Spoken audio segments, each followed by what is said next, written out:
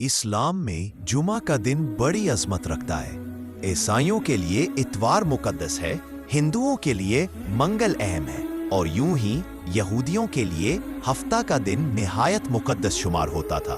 مگر نماز کے فوراً بعد انسان اپنے جائز کام دوبارہ شروع کر سکتا ہے۔ ہفتہ کے دن کسی قسم کا دنیاوی کام، خرید و فروخت، یہاں تک کہ شکار تک سب کچھ سختی سے حرام تھا۔ وقت گزرتا گیا۔ موسیٰ علیہ السلام کے بعد یہودی فریب کاری میں بڑھتے گئے۔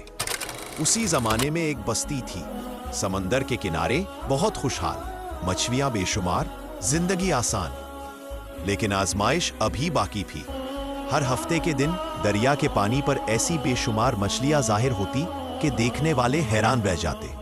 رزق ان کے سامنے ہوتا، مگر پکڑنے کی اجازت نہیں۔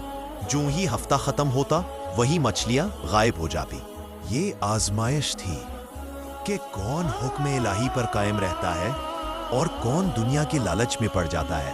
آخرکار کچھ لوگوں نے چال چلنی شروع کی۔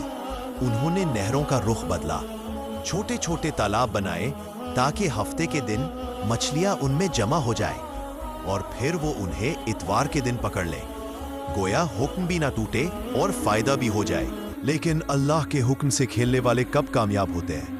یہ صرف ایک دھوکہ تھا، ایک خود فریبی، اور پھر اللہ کا عذاب نازل ہوا۔ پھر دھیمی مگر گہری آواز۔ ایک صبح اہل بستی نے دیکھا کہ جن لوگوں نے ہفتے کے دن کی حرمت کو توڑا، جو چالاکیاں کرتے رہے، جو اللہ کے حکم کو مذاق سمجھتے رہے، وہ سب بندر بن چکے تھے۔ چہرے مسخ، ان کی عقل سلب، اور ان کی حالت عبرتناک تھی۔